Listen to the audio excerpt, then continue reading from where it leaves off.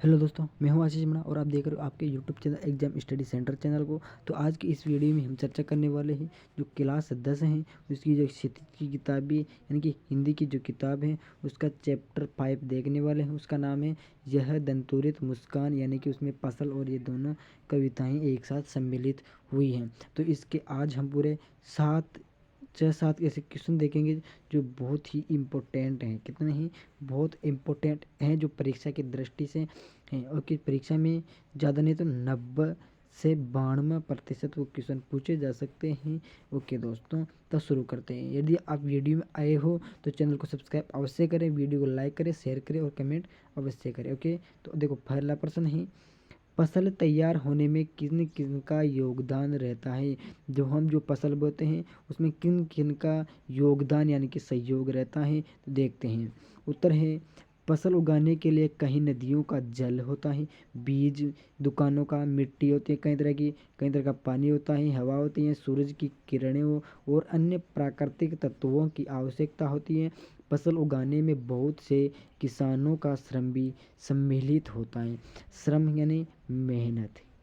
Okay, श्रम यानी मेहनत। आप 10वीं क्लास में हो, आप इतना कुछ जानते हो। ओके, फसल उगाने के लिए नदियों का पानी चाहिए, जल यानी कि मिट्टी, पानी, हवा, सूरज की किरणें, अन्य प्राकृतिक तत्वों की आवश्यकता होती है। फसल उगाने में जो किसान होते हैं उनकी भी श्रम की आवश्यकता होती है। ओके दोस्तों, ये हो गया हमारा पहला क्वेश्चन। दूसरा क्वेश्चन देखते हैं, फसल को नदियों के पानी का जादू क्यों कहा जाता है। जो फसल को नदियों जो फसल होती है उसे नदियों के पानी का जादू क्यों कहते हैं। उत्तर देखते हैं क्यों कहते हैं, मुझको भी पता नहीं है। उत्तर है, उन नदियों के पानी के बिना खेती असंभव है। जो नदियाँ होती हैं उनके जल के बिना खेती करना असंभव है। ये फसलें नदियों से जल लेकर ही लहराती हैं। जो ये फसलें होती है जो फसलें होती हैं नदियों के जल से ही लहराती हैं। ओके, इसलिए फसल को नदियों का पानी जल कहा जाता है। अब यहाँ तक भी इसको लिख सकते हो।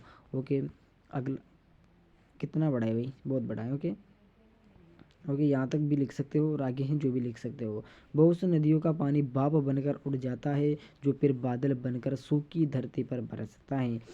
वह यहाँ पर वह है भाई, क्या है वह, प्यासी धरती पर। ओके, प्यासी धरती पर पानी बरसता है तो फसल लहरा उठती है, इसलिए फसल को नदियों के पानी को जादू कहा जाता है। ओके, तो हमारा दूसरा क्वेश्चन भी कंप्लीट हो चुका है बिल्कुल सरल तरीके से। अगला है, कवि ने फसल को किस किस रूप में चित्रित किया है।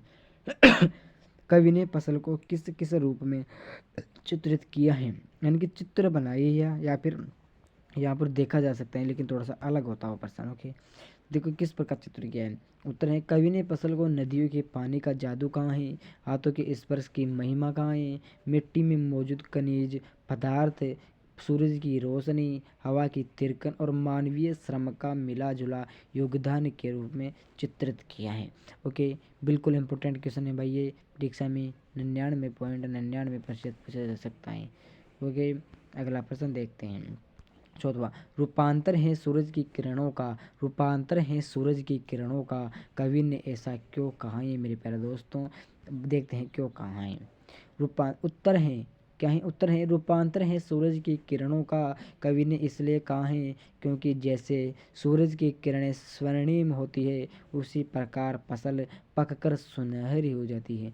कैसी हो जाती है, सुनहरी हो जाती है। सुनहरी का मतलब होते हैं दाने पक जाते हैं, क्या है, दाने पक जाते हैं। ओके, इसलिए सुनहरी लग जाती है मेरे प्यारे दोस्तों। ओके, अगला प्रश्न है, चैनल को सब्सक्राइब करें। कवि ने फसल को हाथों के स्पर्श की महिमा क्यों कहा है। दोबारा सुनो, दोबारा सुनो, कवि ने फसल यानी जो कविता है, कविता में फसल को हाथों के स्पर्श की महिमा या फिर जादू क्यों कहा है मेरे प्यारे दोस्तों, देखते हैं क्यों कहा है। उत्तर है, कवि ने अपनी कविता फसल में फसल को हाथों के स्पर्श की महत्व, क्योंकि मनुष्य का कठोर श्रम ही अनाज की भरपूर पैदावार में योगदान होता है। ओके दोस्तों, जब मनुष्य लगन के साथ कड़ी मेहनत करता है तभी मिट्टी और पानी की पोषकता और सूर्य की ऊर्जा का लाभ मिलता है। ओके, ये हमारा 5वां क्वेश्चन हो गया। छठा है, सिमटा हुआ संकोच ही हवा की थिरकन का आज से स्पष्ट करना है। जो ये लाइन दिए गए हैं उसका आपको आज से स्पष्ट करना है। उत्तर है, सूरज की किरणों के साथ साथ हवा भी पौधों को जीवित रखने में महत्वपूर्ण है। पौधों को हवा की भी आवश्यकता होती है। पानी में जीवनदायी अमृत तत्व है जो फसलों को बड़ा करते हैं और फल फूल देते हैं। ओके दोस्तों, थोड़ा वो रह गया। पौधों में बहती हुई हवा का अंश घुल जाता है। ऐसा लगता है कि हवा की तिरकन इन फसलों में सीमित हो गई जिससे फसल लहराती है।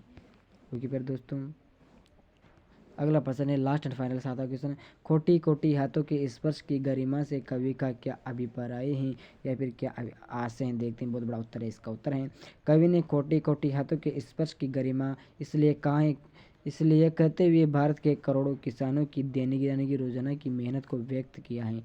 किसान पहले खेतों को जोतते हैं, फिर बीज बोते हैं, फिर खेतों में सिंचाई करते हैं। ओके, और निराई की जाती है यानी कि निराई गुड़ाई करते हैं, फिर फसल तैयार होती है। इसलिए फसल के तैयार होने में करोड़ों लोगों का हाथ होता है, करोड़ों हाथों का योगदान रहता है। ओके, तो ये हमारे पूरे इस प्रकार से 7 क्वेश्चन कंप्लीट हो चुके हैं। कितने क्वेश्चन?